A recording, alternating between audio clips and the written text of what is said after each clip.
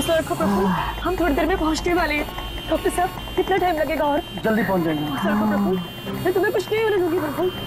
ये अपराधी लोग हैं ना, कुछ ही बहाने बनाते हैं। हार्ट अटैक हो गया ताकि बस कानूनी कार्रवाई ना। पता है ये मामला है वैसे भी हॉस्पिटल के मालिक का, डॉक्टर रंजीत के। डॉक्टर रंजीत ही है ना?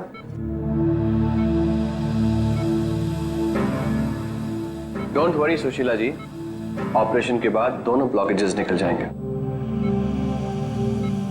रंजीत जी, सिगरेट मंगवाऊं आपके लिए? देखिए, आपको मुझे वादा करना पड़ेगा कि इस ऑपरेशन के बाद आप सिगरेट पीना बिल्कुल छोड़ देंगे। Very good. डॉक्टर साहब देखिए ना, इन्हें सांस नहीं आ रही है। प्रफुल्ल मैं तुम्हें कुछ नहीं होने दूंगी, मैं हूं ना। हम बस थोड़ी देर में पहुंचने वाले हॉस्पिटल। प्रफुल्ल सब कुछ ठीक हो जाएगा, मैं हूं ना। डॉक्टर साहब जल्दी करिए।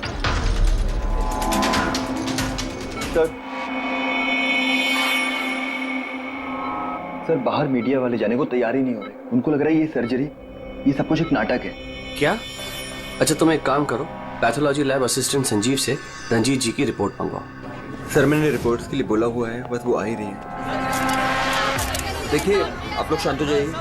ये डॉक्टर कमलेश है और यही डॉक्टर रंजीत का ऑपरेशन करने वाले हैं। डॉक्टर कमलेश, क्या ये हार्ट अटैक असली है या फिर इंक्वायरी से बचने का कोई नाटक? देखिए, मैंने डॉक्टर रंजीत को खुद चेक किया है।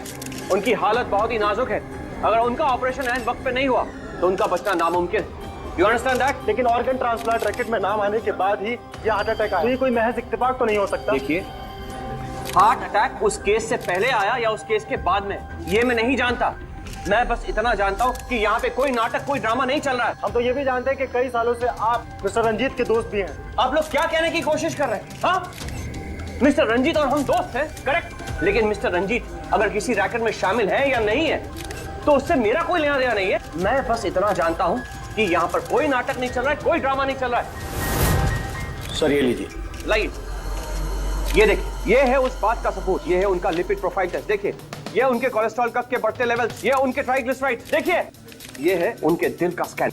ये देखिए, यहाँ पे साफ साफ दिख रहा है कि उनके जो दो मेन आर्टरीज है वो लगभग पूरी तरह से ब्लॉक्ड हैं। उनका साफ होना बहुत जरूरी है। मैं बस वही करने की कोशिश कर रहा हूँ। कल सुबह उनका ऑपरेशन है और आप लोगों को जो भी सवाल पूछते हैं ना, उनके ऑपरेशन के बाद, उनके होश में आने के बाद उनसे पूछ ली। Thank you very much.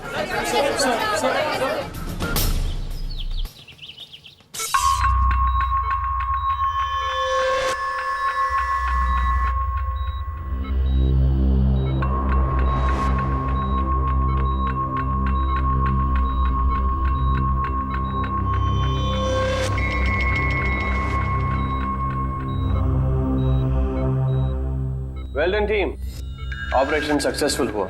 अब सारे ब्लॉकेजेस क्लियर हैं और अब ये खतरे से भी बाहर है। विनीत, ड्रेसिंग में। जी sir.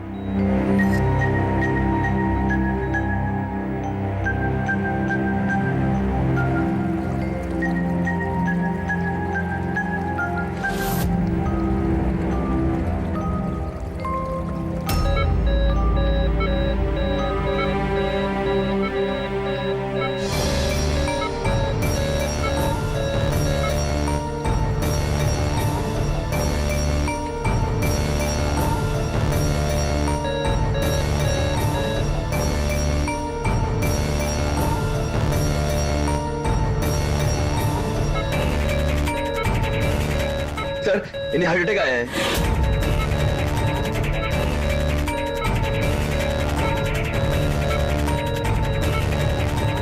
Vineet, give him the injection right now. Oxygen check करो फास्ट।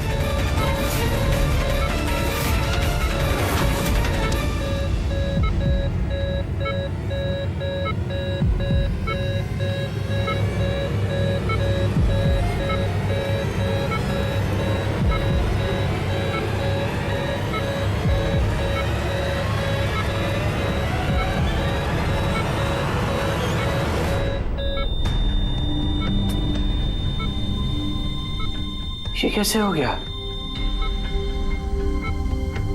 हम इन्हें बचा ना पाए।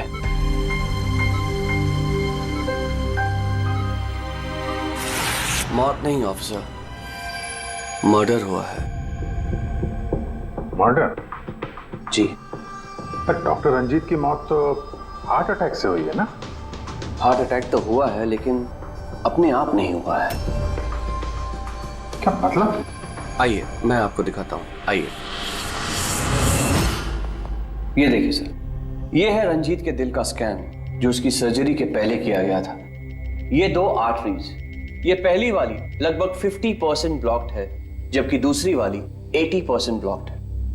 और ये दूसरा स्कैन देखिए सर, जो सर्जरी के तुरंत बाद ही लिया गया था, जिसमें कोई ब्लॉकेज बिल्कुल नहीं है। इसका मतलब यह हुआ कि हमारा ऑपरेशन सफल था। लेकिन फिर अचानक डॉक्टर रंजीत को दिल का दौरा पड़ा और हम उन्हें बिल्कुल बचा ना सके।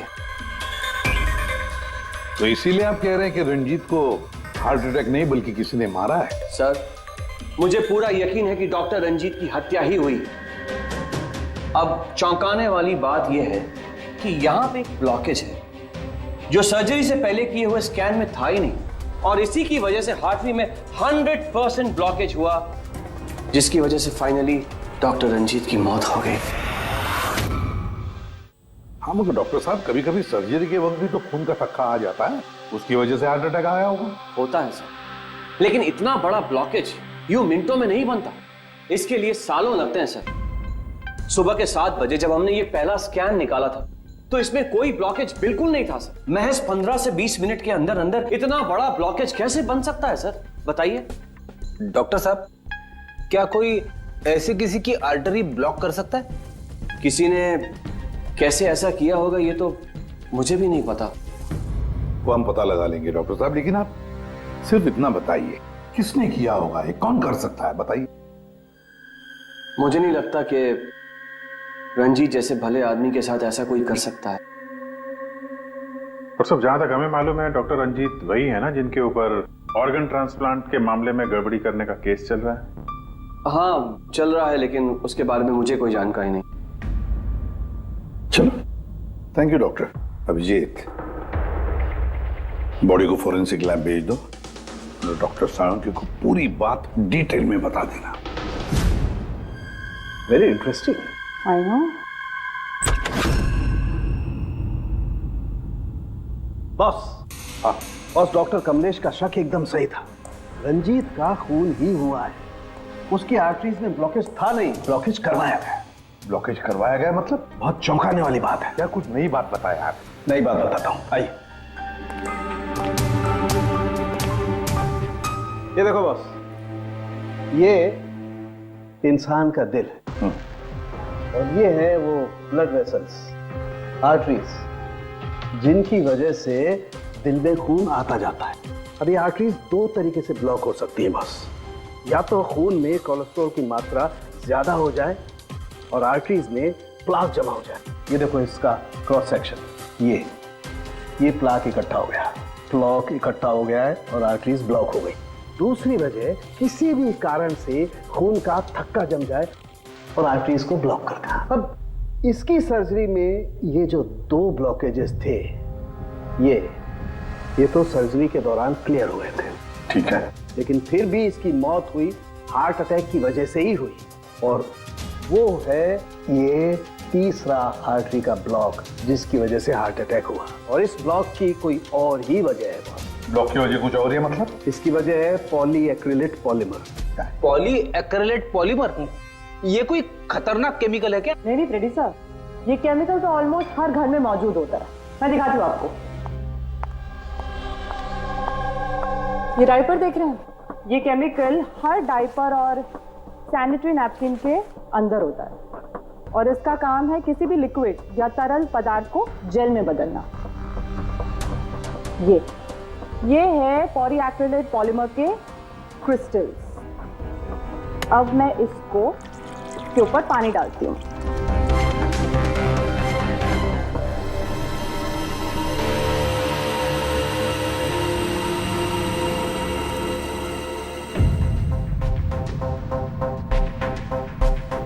अरे ये तो जेल बन गया। तारिका जी, ये कोई जादू है क्या? जादू नहीं प्रेडी, साइंस। बॉस, इस केमिकल को वाटर लॉक भी कहते हैं। ये अपने से कई 100 गुना ज्यादा पानी को या किसी भी लिक्विड को अपने अंदर सोख लेता है। अच्छा, तो इसीलिए ये डायपर्स और सैनिटरी नैपकिन में इस्तेमाल होता है। और सर रंजीत के आर्टरी के ऑटोप्सी में यही केमिकल मिला है। बॉस, ये केमिकल अपने आप तो उसकी आर्टरी में पहुंचेगा नहीं। हाँ, सर्जरी के वक्त ही गया होगा। ये केमिकल पॉलीएक्रिलेट पॉलीमर, जिसकी वजह से उसका खून जेल में बदल गया और उसने आर्टरी को ब्लॉक कर दिया और उसकी मौत हो गई। मगर नहीं, ऐसे नहीं हो सकता है साळुंखे। सर्जरी के वक्त ये पॉलीएक्रिलेट पॉलीमर उसके शरीर में डाला नहीं गया। अगर वैसे होता तो उसी वक्त, सर्जरी के वक्त, उसका खून जेल में बदल जाता, ब्लॉकेज हो जाता और उसकी मौत हो जाती तुरंत। सर्जरी 2 घंटे तक चली और तो और सर्जरी कामयाब भी रही। 2 ब्लॉकेजेस थे, वो भी साफ हो गए, लेकिन ये तीसरा ब्लॉकेज बाद में आ गया। इसका मतलब है पॉलीएक्रिलेट पॉलीमर उसे बाद में दिया गया, सर्जरी के बाद में। और ये तो डॉक्टर कमलेश की टीम में से ही कोई दे सकता है। ऐसे किसी केमिकल का इस्तेमाल सर्जरी में तो नहीं होता सर। पता है हमें डॉक्टर साहब, ये पॉलीएक्रिलेट पॉलीमर सर्जरी में इस्तेमाल नहीं होता और इसीलिए हमें शक है कि किसी ने डॉक्टर रंजीत को जानबूझकर ये दिया है। और हमें शक है वो आप में से ही कोई एक है, आप में से ही कोई। ये आप क्या बोल रहे हैं सर? सर ये हमारे बेस्ट डॉक्टर्स और नर्सेस की टीम है। यहाँ पे ये लोग कोई क्रिमिनल्स नहीं है सर। क्रिमिनल्स हमारे जैसे ही दिखते हैं, समझे आप? आसमान से नहीं टपकते। लेकिन सर इस हॉस्पिटल से हमारा घर चलता है, हम हमारे मालिक को क्यों मारेंगे? और सर डॉक्टर रंजीत से हमारी कोई दुश्मनी भी नहीं थी, तो उन्हें मारकर हमें क्या मिलेगा? डॉक्टर आपने कहा कि ये केमिकल सर्जरी में नहीं इस्तेमाल किए जाते, लेकिन जो औजार, जो इंस्ट्रूमेंट्स सर्जरी में इस्तेमाल किए जाते वो कहीं ऐसा तो नहीं किसी ने इस केमिकल को उन औजारों पे ही लगा दिया हो? ऑपरेशन के वक्त आप लोगों ने कौन कौन से इंस्ट्रूमेंट यूज किए थे? सर सबसे पहले हमने एनेस्थीसिया यानी कि बेहोशी का इंजेक्शन दिया। बस एक नीडल, एक सिरिंज और एक इंजेक्शन ही यूज किया है। दरअसल ये चीजें बिल्कुल वैक्यूम पैक होती हैं। इनको सिर्फ और सिर्फ ऑपरेशन के वक्त ही खोला जाता है। मैंने डॉक्टर कमलेश को सेट दिया था और मैंने पूरी तरह चेक किया था, वो वैक्यूम पैक था। और हाँ सर, हमने दवाइयाँ और खून चढ़ाने के लिए कुछ ट्यूब्स का भी इस्तेमाल किया, जैसे कि आईवी ट्यूब्स, कैथीटर एटसेट्रा। ये सारी चीजें हम देखना चाहते हैं। एक सर्जरी में इस्तेमाल हुई चीजें हम दोबारा इस्तेमाल नहीं करते, उसको जला के नष्ट कर देते हैं। और वो सारी चीजें कल ही हमने भिजवा दी थी और अब तो सब ये कहाँ पर है ये सारी चीजें? कहाँ डिस्ट्रॉय करते हैं आप लोग? सर इंसिनरेटर रूम में। इंसिनरेटर रूम में? फ्रेडी, तारिका, जाओ जाकर देखो जल्दी।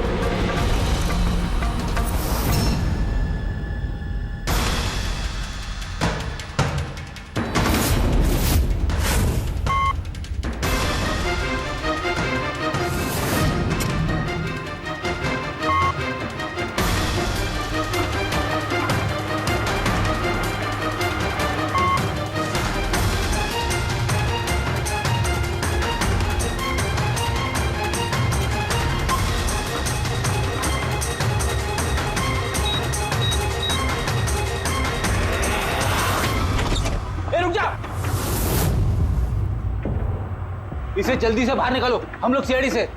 चलो निकालिए बाहर।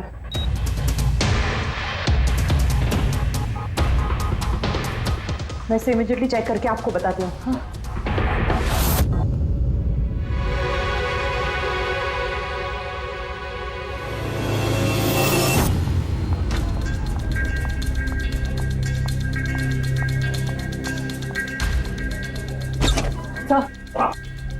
सर एक आईवी ट्यूब, आईवी बैग और एक सेंट्रल लाइन में से मुझे पॉलीएक्रिलेट पॉलीमर के ट्रेसेस मिले हैं। क्या?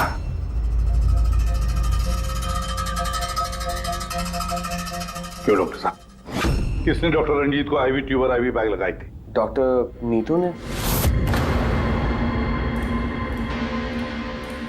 जी सर, मैंने ही उनको सेंट्रल आईवी लाइन लगाई थी, पर मुझे नहीं पता कि उसमें वो केमिकल कैसे आया। आपको नहीं पता तो किसको पता है? उस ट्यूब में हमें केमिकल के ट्रेसेस मिले हैं। तो ट्यूब आपने लगाई थी। देखो डॉक्टर नीतू, क्यों किया तुमने ये? क्यों किया? सर आप प्लीज मेरा विश्वास कीजिए, मैंने ऐसा कुछ नहीं किया है। और मैं ऐसा क्यों करूंगी सर? सर मैं एक गोल्ड मेडलिस्ट स्टूडेंट हूँ, डॉक्टर बनना मेरा सपना था और ये मेरी पहली जॉब है। रंजीत सर को मार के मुझे क्या मिलेगा सर?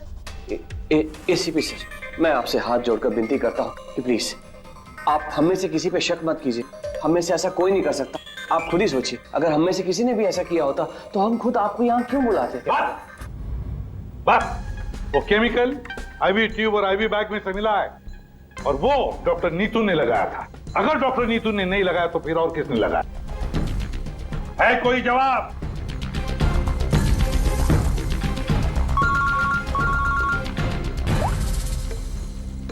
असंख्य क्या? सांख्य अभी अभी तक तो तू ये कह रहा था कि पॉलीएक्रिलेट पॉलीमर से कोई भी लिक्विड कुछ ही सेकंडों में जेल में कन्वर्ट होता है।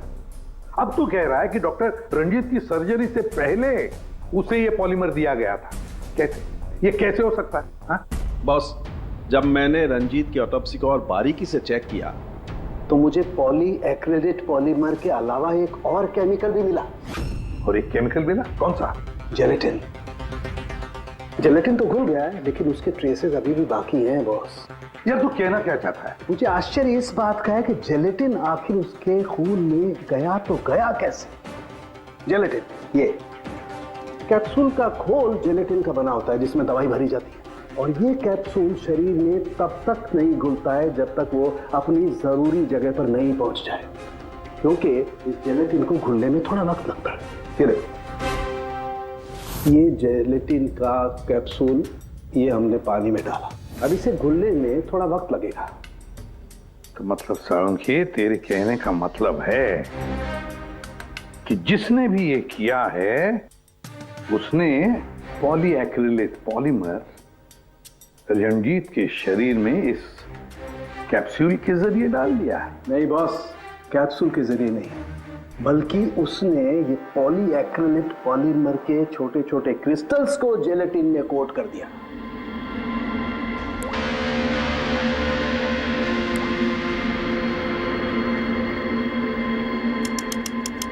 वो नहीं चाहता था कि ये केमिकल तब तक डिसॉल्व हो जब तक वो दिल में नहीं पहुंच जाए।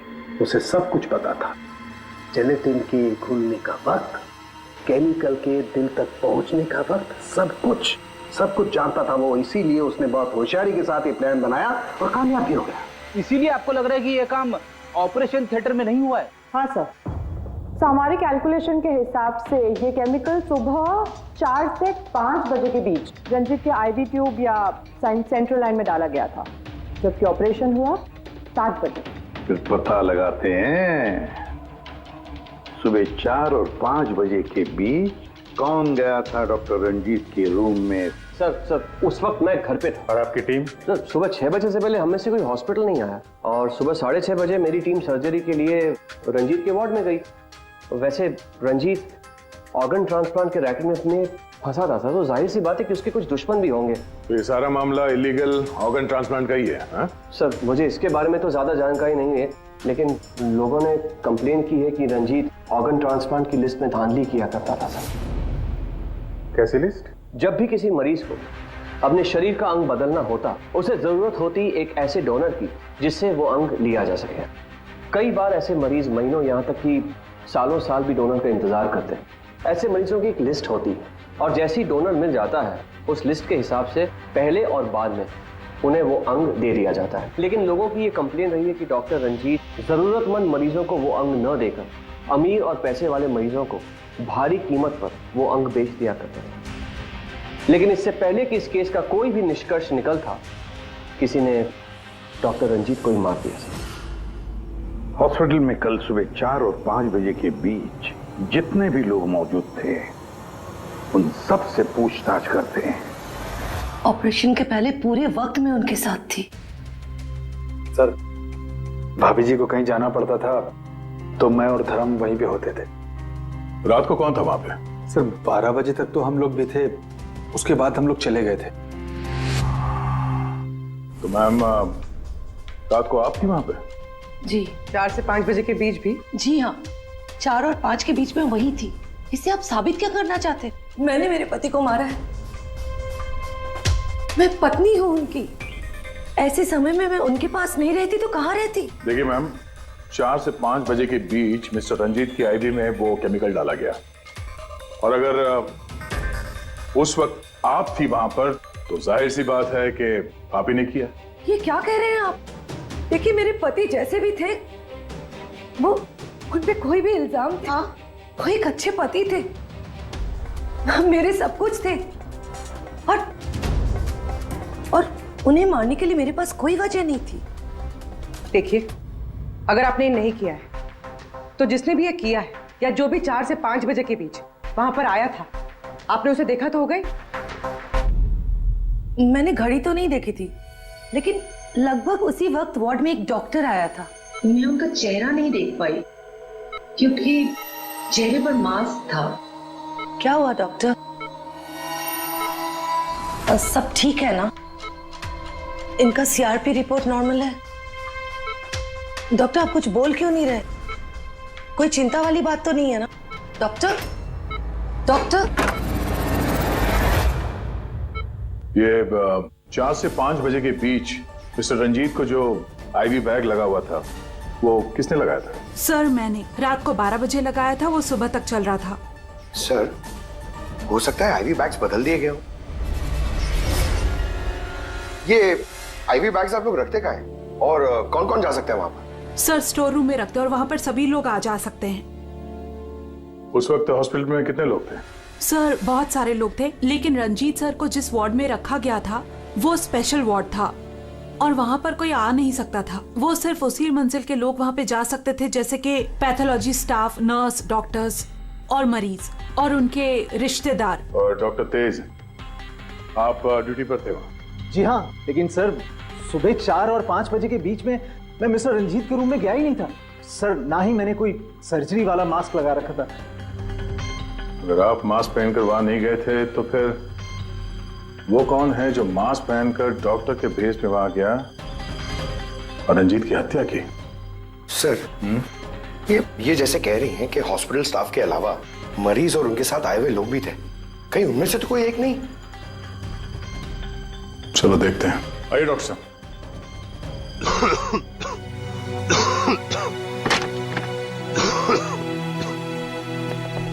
सर इस वार्ड में वो मरीज हैं जो कल भी एडमिट थे।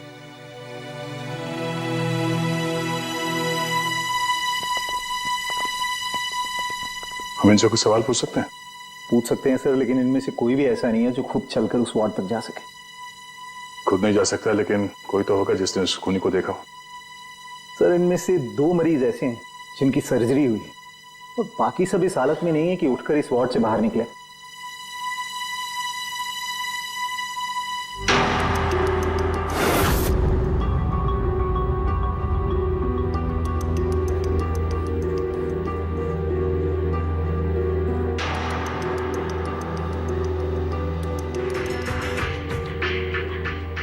बस इतने ही मरीज हैं, इनके अलावा कोई और? मतलब कोई ऐसा जो कल यहाँ पर था मगर अभी नहीं है?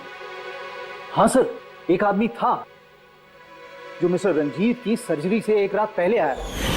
उसे सीने में दर्द की प्रॉब्लम थी।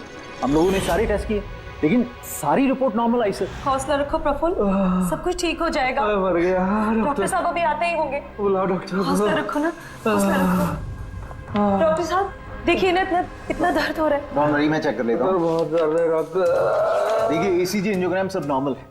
मुझे नहीं लगता इन्हें कोई हार्ट की प्रॉब्लम है। मुझे लगता है इन्हें गैस की प्रॉब्लम है। मैं कुछ दवाइयाँ लिख देता हूँ, आप इन्हें घर ले जा सकते हैं। घर? नहीं डॉक्टर साहब, मैं कोई रिस्क नहीं लेना चाहती। आप कम से कम रात भर तो इन्हें यहाँ रहने दीजिए ना। देखिए मुझे नहीं लगता इसकी जरूरत है, लेकिन अगर आप फिर भी कहती हैं, नर्स इन्हें एडमिट कर दीजिए। Don't worry, he will be okay. ये प्रफुल्ल हॉस्पिटल से डिस्चार्ज कब हुआ? सर यही कोई 9:30-10 बजे। 9:30-10 बजे। पंकज, इस प्रफुल्ल के बारे में पता करो और यहाँ हॉस्पिटल में उसने जो एड्रेस और नंबर दिया है उसे क्रॉस चेक करो।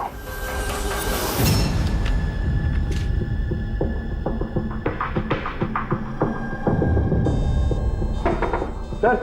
हाँ पंकज, प्रफुल्ल के बारे में कुछ पता चला? नहीं सर। नहीं? सर हॉस्पिटल में प्रफुल्ल ने जितनी भी डिटेल्स दिखाई थी सर सब गलत थी, और प्लस उसने पेमेंट भी कैश में की थी सर। मगर ये वार्ड बॉय एम्बुलेंस में प्रफुल्ल को हॉस्पिटल लेके गया था सर। कहाँ से उठाया था उसको? मलाड से साहब, मैं उसकी वाइफ को जानता हूँ। मैं वाइफ को जानते हो? कैसे? वो पीकॉक बार की 1 नंबर डांसर चेरी है। अच्छा। और मैं उसका फैन नंबर 1 साल से रेगुलर हर हफ्ते वहां जाता था, खाली उसी के वास्ते। अपने को वो कभी देखी ही नहीं, और उस दिन एम्बुलेंस में कितने प्यार से अपने पति का टेक केयर कर रही थी। कसम से जान जल रही थी मेरी। ये देखकर मेरा दिल टूट गया।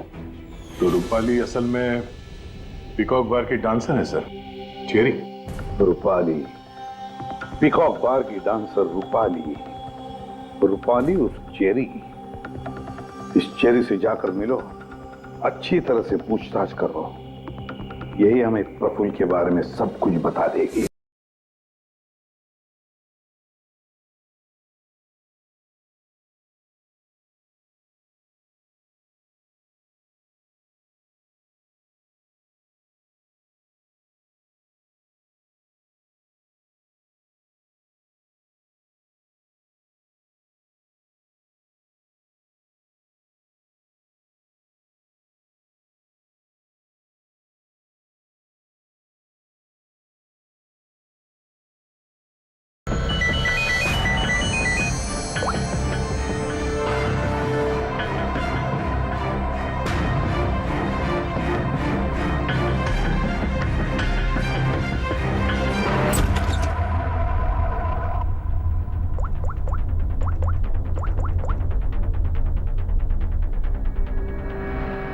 देख, मैंने काम पूरा किया ना बॉस, तो पूरा पैसा ही बनता है।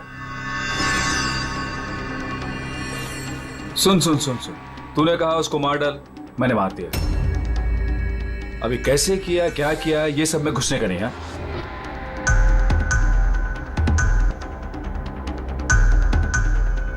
देख देख देख देख, अभी मेरे को ये बता, मेरे को पैसा लेने किधर आने का है बस। ठीक है, कल सुबह 10 बजे, ठीक है?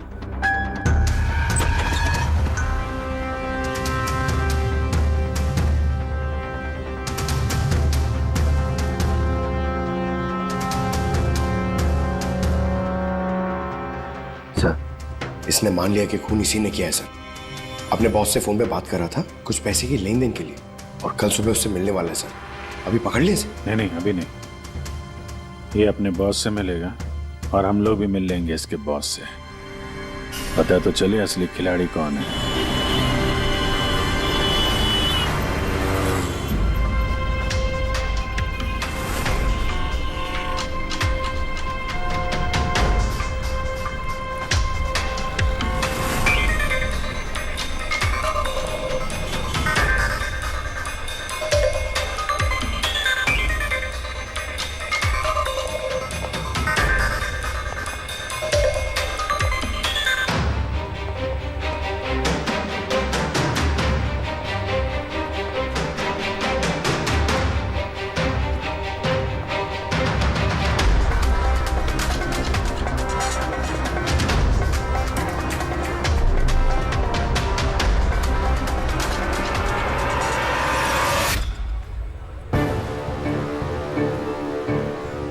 ये करने क्या आया है यहाँ पे?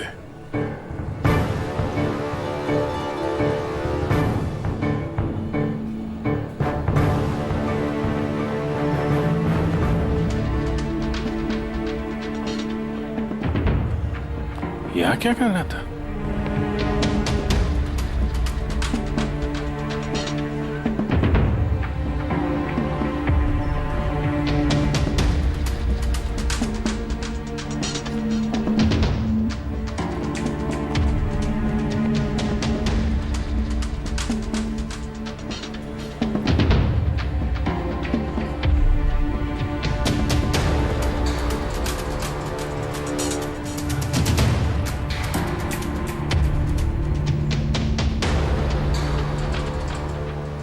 आया था तो खाली हाथ अभी बैग लेके जा रहा है। ये बॉस तो बहुत चालाक निकला है, इसको पकड़ते हैं। कौन हो तुम? अरे वो सब छोड़ो, पहले ये बैग इसे खोल के दिखाओ, क्या है इसमें? अरे सामान है मेरा, और क्या करने का आप लोगों को? कौन है आप लोग? सीआईडी। सीआईडी? ये बता कि रंजीत को क्यों मारा तूने? हैं? किसके कहने पे मारा? सर मेरा रंजीत को कौन सा रंजीत सर? कौन सा रंजीत?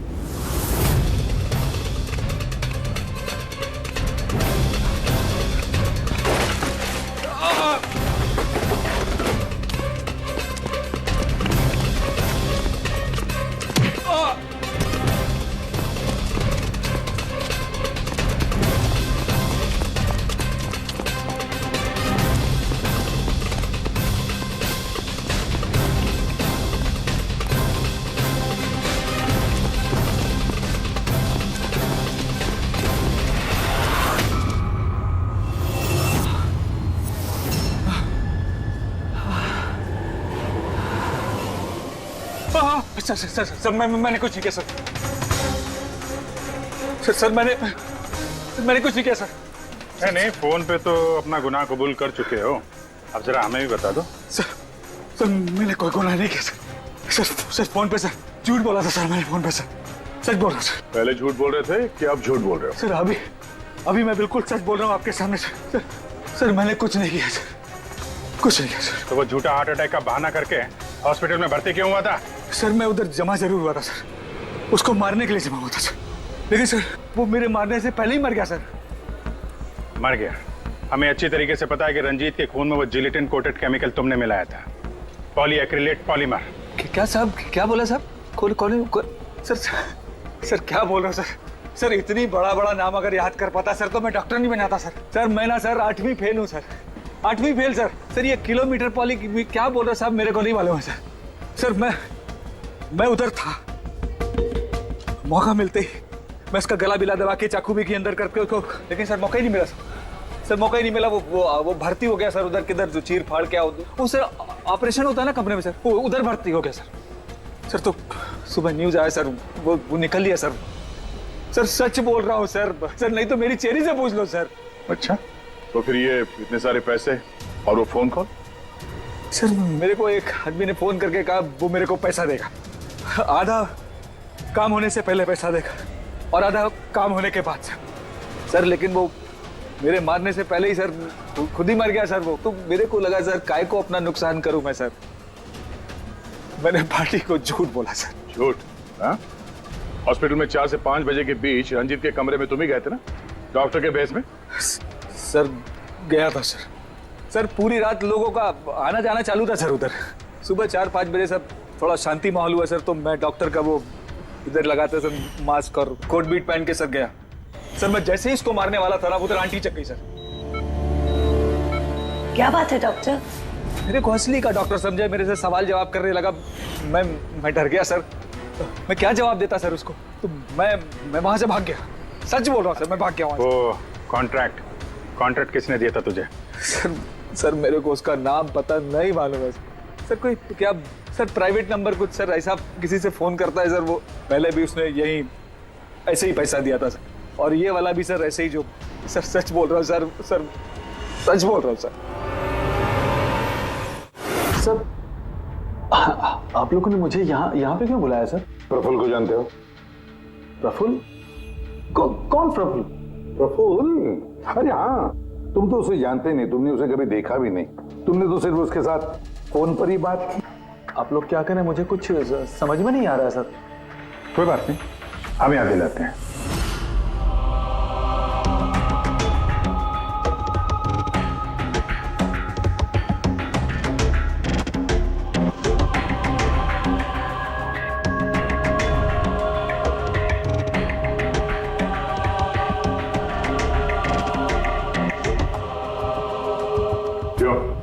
अभी भी कुछ कहना है तुम्हें? तो गगन जी बताइए, अभी क्यों मारना चाहते थे तुम रंजीत को? बताओ जल्दी।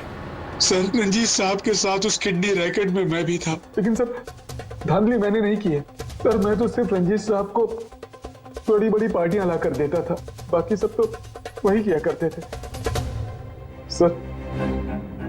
जब ये केस हो गया तो मुझे पता था कि फंसने पर रंजीत साहब सारा दोष मेरे सर पे मर देंगे, इसी से बचने के लिए मैंने रंजीत साहब को मारने का प्लान किया। और इसीलिए मैंने प्रफुल्ल को कांटेक्ट किया। शर्म आनी चाहिए तुम्हें। पैसों की लालच में ऐसा घिनौना काम कर दिया। तुम्हें तो कड़ी से कड़ी सजा होगी, समझे? कड़ी से कड़ी सजा। ले जाओ इसे पंकज। सर हम तो घूम फिर के वहीं आ गए। प्रफुल्ल ने हमें बताया कि उसने रंजीत को नहीं मारा, तो फिर किसने किया होगा? ये प्रफुल्ल जरूर हमसे कुछ छुपा रहा है, कुछ तो छुपा रहा है ये प्रफुल्ल। तुम्हारी नजर हर वक्त उस कमरे पर थी, तो कुछ याद है कि उस रात उस कमरे में कौन गया था? या फिर सुबह 4 से 5 बजे के बीच उस कमरे में कौन गया था? साहब, उस रात रंजीत साहब के कमरे में बहुत सारे लोगों का आना जाना लगा था, और मैं तो इस मौके का इंतजार कर रहा था कि कोई ना हो और मैं अपना काम। सब 4-5 बजे के बीच स्टाफ के सारे लोग चले गए।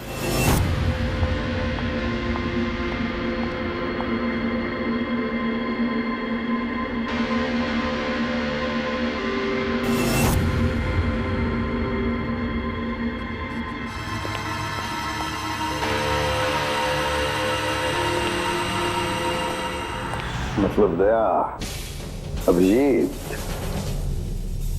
खूनी वही है।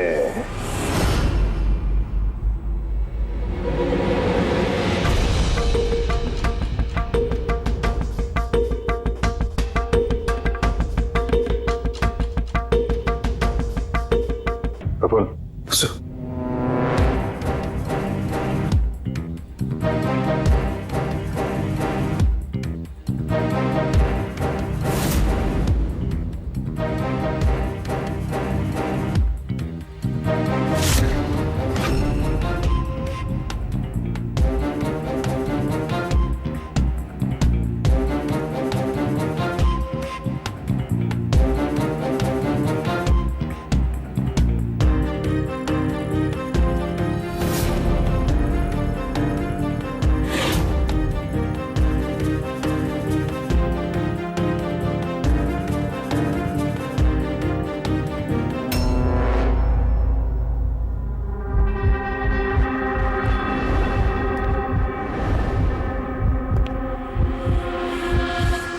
Pathology lab assistant Sanjeev.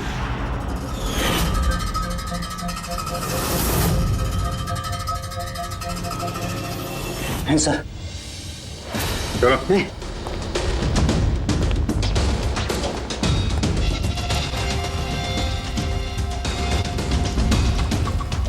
बताओ सब कुछ, सच सच बताओ जल्दी। हाँ सर, ये सब कुछ मैंने ही किया है। मैंने उस पॉलीमर को वो सेंट्रल लाइन में डाला था ताकि वो मर भी जाए और किसी को शक तक ना हो।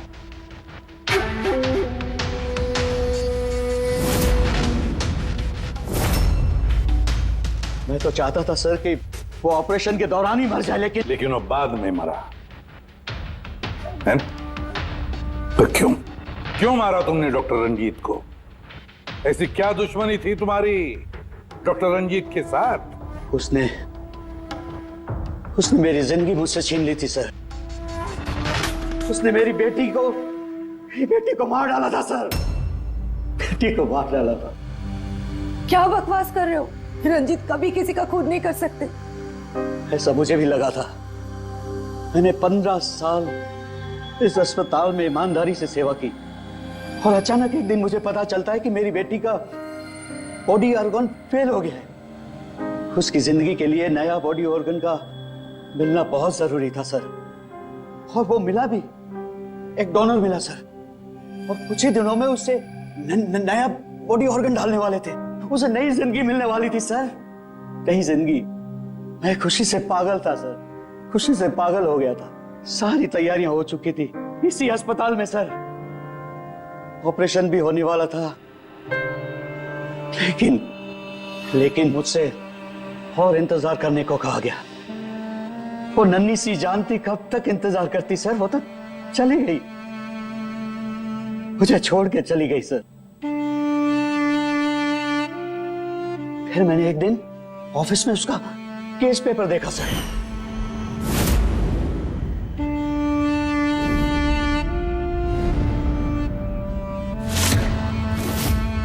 तो मुझे पता चला कि उसका बॉडी ऑर्गन तो मैच हो गया था सर, लेकिन मुझे झूठ कहा गया था कि मैच नहीं हो रहा है। झूठ कहा गया था सर। उसे चंद पैसों के लिए किसी और को दे दिया गया था सर। सिर्फ अच्छे पैसों के लिए, कुछ ज्यादा पैसों के लिए मेरी बेटी मुझसे चली गई सर, मुझे छोड़कर चली गई। तो सर उसी दिन मैंने कसम खा ली थी कि जिस दिन मौका मिलेगा मैं छोड़ूंगा नहीं, मैं बदला तो लेके रहूंगा सर। कसम खाई थी मैंने। क्या फायदा हुआ? क्या तुम्हारी बेटी तुम्हें वापस मिल गई? बदले की आग में तुमने एक जान ले ली और खुद बन गए सजा के हकदार। कानून तुम्हें माफ नहीं करेगा, तुम्हें कड़ी से कड़ी सजा होगी।